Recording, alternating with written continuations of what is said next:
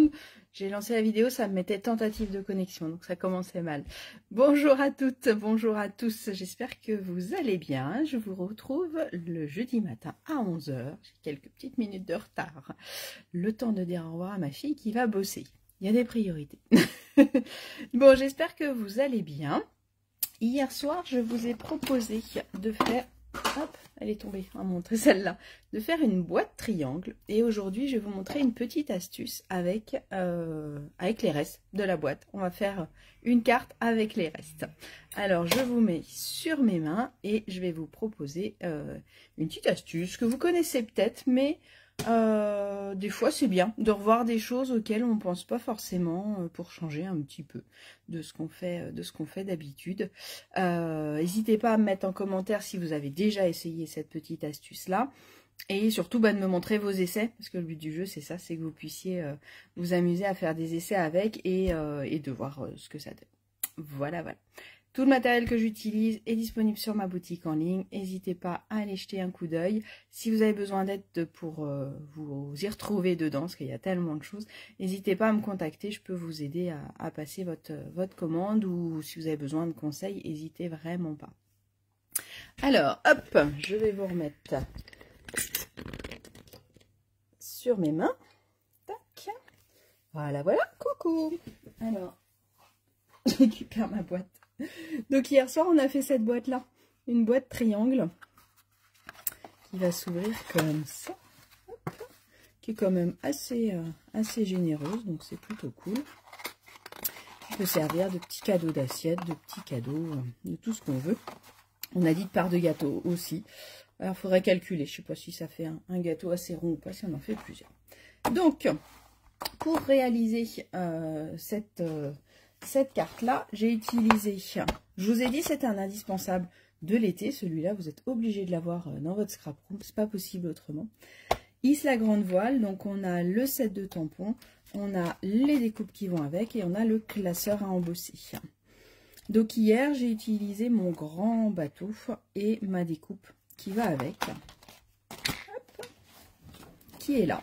Donc, ma découpe, elle est là. Et aujourd'hui, on va utiliser ça comme pochoir. Donc, n'hésitez pas à ressortir tous vos découpes, tous les die que vous pouvez avoir à votre disposition pour pouvoir faire plein de choses avec. Alors, hop, je vais me découper un petit bout pour venir décorer une carte. Et vous l'avez deviné, je vais utiliser ça comme pochoir.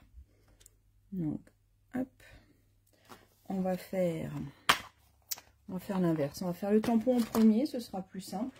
On peut faire dans un sens ou dans l'autre. Il n'y a pas de bonne ou de mauvaise utilisation. Je cherche mon gros bloc. Hop, il est là. Tac. Alors, on va faire le tampon du bateau. Coucou Brigitte, coucou Sylvie. Oui, ça va mieux. Je revis. J'ai encore un peu le cou coincé, mais beaucoup moins, donc ça va. On n'appuie pas fort sur l'encreur, hein, vous savez bien. On appuie plusieurs fois, mais pas fort. J'espère que vous aussi, vous allez bien, les filles. Hop, je fais mon tampon. Tac, tac. Je ferme mon encreur avant de faire des bêtises. On va prendre du béguin bleu. Et donc, je vais pouvoir utiliser ma découpe d'hier pour m'en faire un pochoir. Donc là, je vais prendre une petite brosse. Alors, on peut le faire aussi avec les doigts éponges. À vous de voir en fonction du résultat que vous souhaitez. Prendre du bleu. Et ça va venir me coloriser à l'endroit de mon tampon.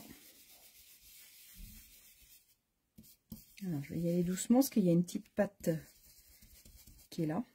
Donc là, ce die-là, l'avantage, c'est qu'il fait, il est un peu plus large que ma découpe. Donc du coup, ça va me faire une auréole un petit peu entre mon tampon et ma découpe. Hop là.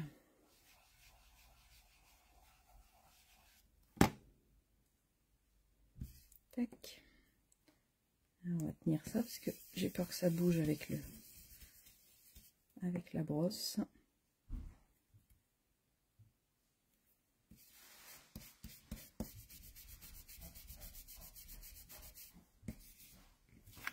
Hop. Regardez comme c'est chouette. Là, on peut quand même venir, on va garder celui-là, faire, hop,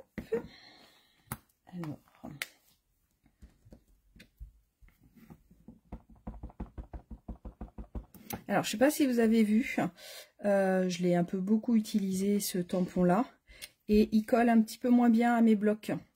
Le bateau, je sais pas si vous avez vu tout à l'heure, il se débloque un petit peu. N'hésitez pas à les laver, les tampons transparents.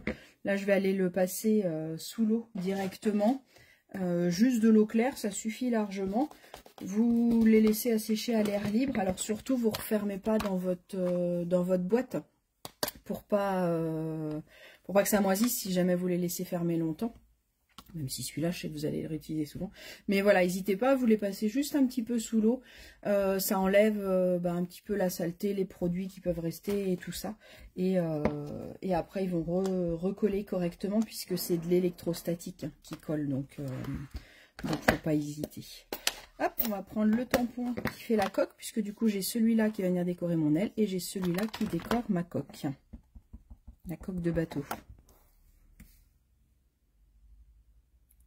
On va essayer de faire ça bien. Hop. Tac. Et cette technique-là, je trouve qu'elle est très très chouette aussi pour faire des étiquettes. Donc vous prenez n'importe quelle découpe. Je vais prendre une perfo là pour que ce soit plus rapide. Je vais reprendre. Hop.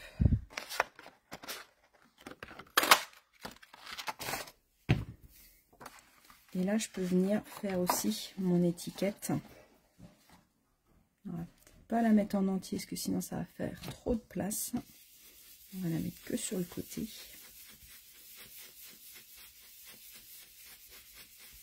J'aurais pu le faire aussi avec la découpe nuage, ça aurait pu être sympa. Vous voyez, ça vous donne. Hop. Donc là, ça m'a colorisé mon bateau. On va mettre un peu de bleu en bas. Et on va venir faire hop, du mystérieuse brume. Tac.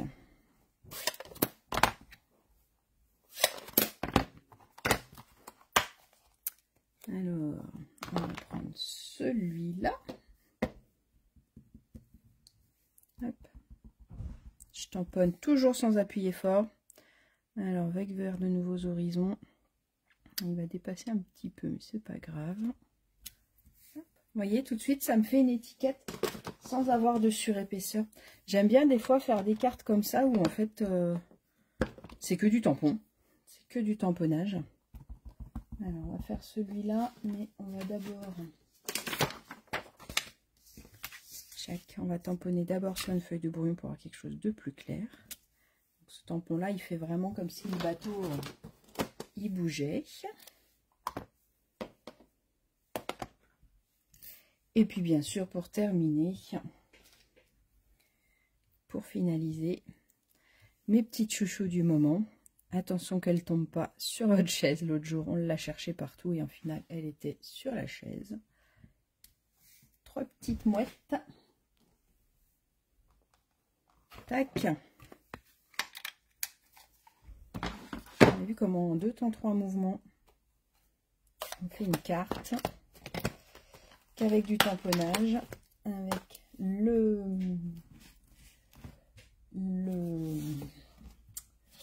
je vais vous le chanter, avec le pochoir, pardon. Allez, une base de carte, on va couper à 10,5. On va marquer un pli à 14,85. Et je vais venir coller ma carte avec mon pochoir. Et ma carte est terminée. Qu'est-ce que vous en pensez? Je trouve que pour coloriser, c'est super sympa. Essayez avec vos die, c'est très très chouette avec des fleurs aussi. Vous utilisez vos pochoirs de fleurs et vous venez les coloriser comme ça.